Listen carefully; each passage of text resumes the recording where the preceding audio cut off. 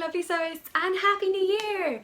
I hope you all had a wonderful Christmas holiday period. I know it was just what Adam and I needed. I'm feeling so relaxed now. I'm just, well, relaxed, but I'm busy working on uni assignments that are due on Monday, so, you know, we'll get there. But I wanted to catch up with you guys today and talk about all things 2021 and sewing. So, today I'm going to talk to you, I've seen other sewists do this and I thought it was cool. It's the top 9 patterns you're going to attempt for the next year. I encourage people, if you struggle or you're not sure what you want to do, picking 9, you don't have to like beat yourself if you don't get it, but picking 9 patterns you'd like to focus on will also, I think, help with sewing motivation. When you're not sure what to do, you can kind of go, I know, I'll work on one of my top 9. So in this video, I'm going to take you guys through the 9 patterns or garments that I'm going to attempt this year, why I'm going to attempt them, and then a little bit about how I plan my sewing and my sewing resolutions as well. So, without further ado, let's get going.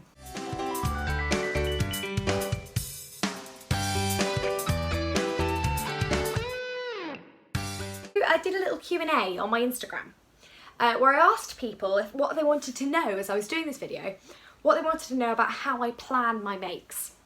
And I got a couple of really good questions that I want to just answer here. So there's the long story is I plan my vlogs sort of like monthly, kind of like, you know, sew along here and stuff. So I roughly know that I'm gonna have like a feature piece.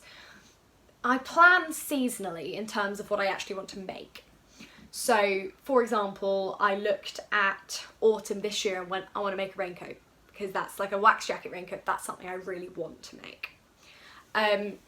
I was also like, no, I want to make a pretty Christmas outfit. Over the summer, I was like, I need to make summer dresses that fit me because that is a huge area of my wardrobe that is lacking. I really struggle with summer clothing from any shops. So that was a big priority this summer. I also look at wardrobe gaps and I go, what don't I have? Or if I look at my wardrobe and go, oh, I hate all of this. I either look at it and go, does it fit me?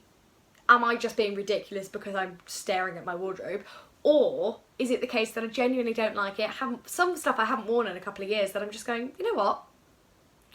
Take it to charity, take clothes recycling. I'm also telling some of my friends, for anyone who wants to kind of swap with me for some stuff. But yeah, I plan seasonally, and I look at my wardrobe a lot. For planning. Lovely Sewing All the Time Tamlin asked if I get distracted from my kind of planned makes to do other stuff. Absolutely, constantly. I get so excited by new patterns. I've started doing quite a few more pattern tests recently, which I really enjoy. But it means that I spend a little bit more time going, oh, now I'm suddenly making this. And yeah, I like it. Or sometimes when you're working on a big complex project, you completely lose your sewing motivation. And you have to do something quick. Like, for example, lovely Florence boxy tee here. I had to make this for myself because, firstly, I love them and it's the softest t-shirt ever. But also because I spent basically all of November and December sewing for other people, which I found quite stressful. And I just wanted to do a little something like my culotte that was for me to enjoy and relax. And sometimes it's lovely to sew something that takes like under an hour and you can just go, yeah, there we go. I've got it on.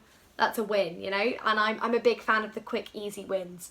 As I've said as well, my top 9 will be, like, no means everything I make this year. Like, I will make so much more. Because I'm learning techniques. So sometimes as well, I will pick a garment that makes me, like, oh, I've never done this before, so I'm going to do this because it's going to make me learn a new skill. Because it's important, in my opinion, for me anyway, to step out of my sewing comfort zone regularly and accumulate new skills.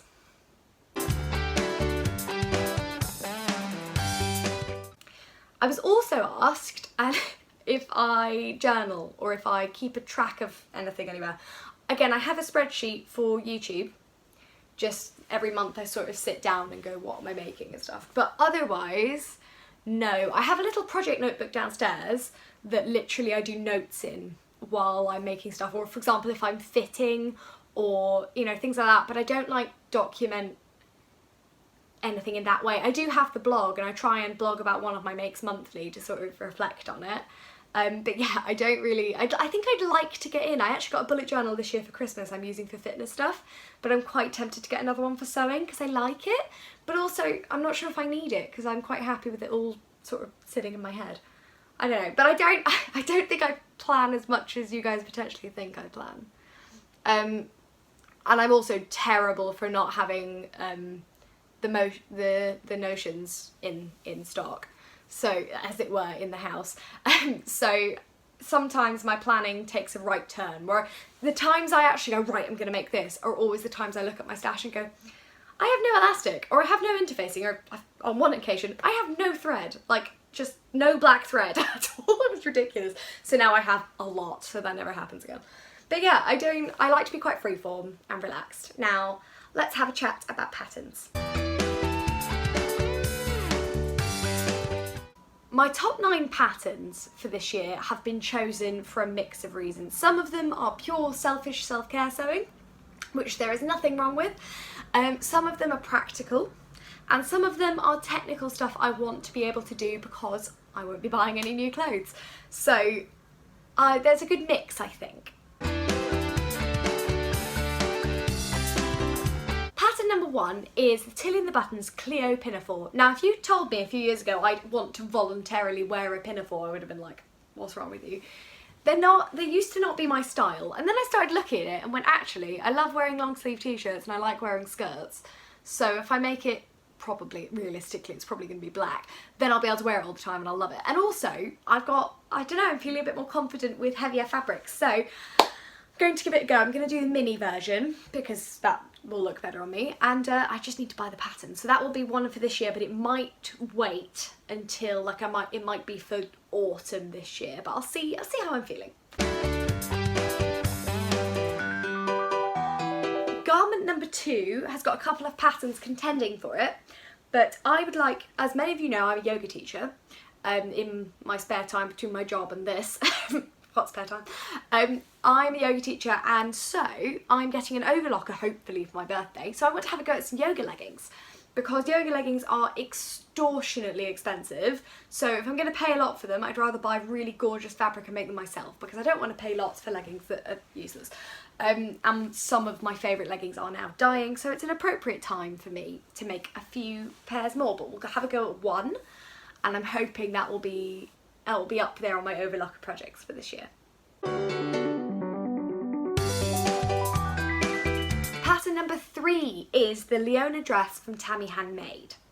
Now this is honestly pure selfish sewing. I cannot think of a single time, especially in the current lifestyle, where I would wear this dress. But it's also the most beautiful thing I've ever seen, and I'm having it. The Leona dress is a velvet, well, she makes it in velvet, but it's a velvet stretch slip dress with a kind of low scoop neck, strappy sleeves, and I think it's got a thigh slit. If it doesn't, mine will. And it is literally my kind of dream evening dress. They're the type of evening dresses I wear, and if I take my time and make it really nicely, then it's going to replace 1 or 2 evening dresses that are quite cheap that I'd like to get rid of at some point, or, you know, cut up or send to charity or whatever. So it's a bit of selfish sewing, it's just for me, but I really, really want to make it, so it's on the list. Pattern number 4 is the Size Me Sewing Florence blouse. Now, I'm actually going to make this in January for my birthday, and look out for it in next week's Week in Sewing. So the Florence blouse, I want to make it because I think it's going to become a bit of a workhorse for me, but I just need to see what it looks like on.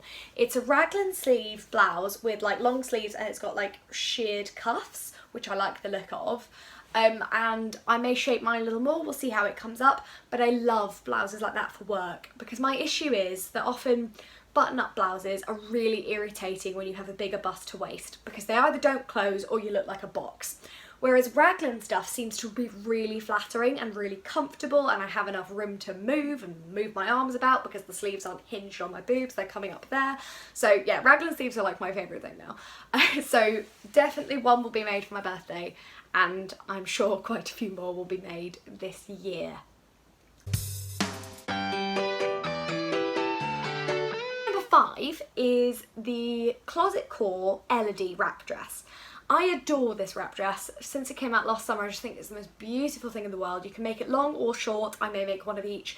It's like my dream holiday dress. Not that I will be going on a holiday for any time soon, but it looks so comfortable. And the beautiful thing about it is if I make a long one and it's 35 degrees here in the summer, which it often is in London, I can wear it to work because it's appropriate and it's got like proper sleeves and everything. And I can also make short ones just for me. I love a wrap dress. I think they're so comfortable. So I'd be looking to make this one of a sort of like a kind of dreamy, floaty poplin, or like maybe like a viscose or something, just so it's really floaty and light. But I love as well, I love the sleeves that are almost like kind of box hang down wrap sleeves, so they flutter when you actually relax your arms. I think that's such a beautiful touch, and I love it.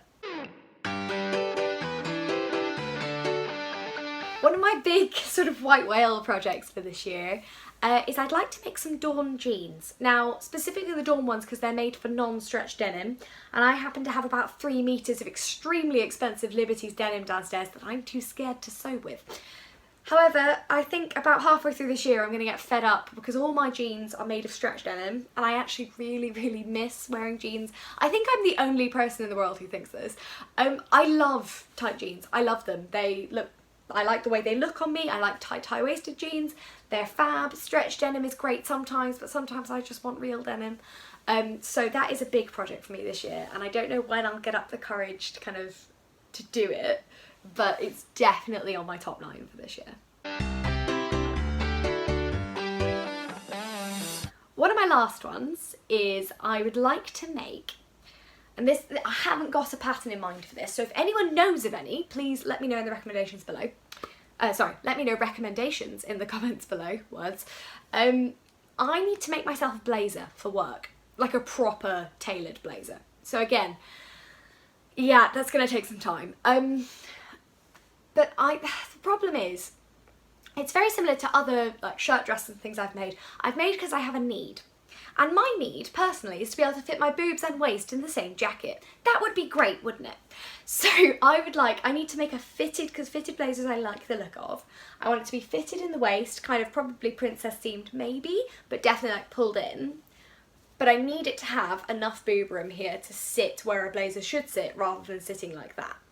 I'm going to make it in black, probably suiting like a proper tailored work blazer. It will probably take me quite a long time, but again, big project for this year that I really want to try because I'm getting so frustrated. I tried on all my blazers the other night and just none of them fit. I get this arm across, like this line across my arm, and I can't lift them without them like pulling weirdly, and I think it is, yeah, they're not made for my frame, and unfortunately I do a job that requires me to wear blazers and smart clothing almost constantly. So that's quite a big one for me this year.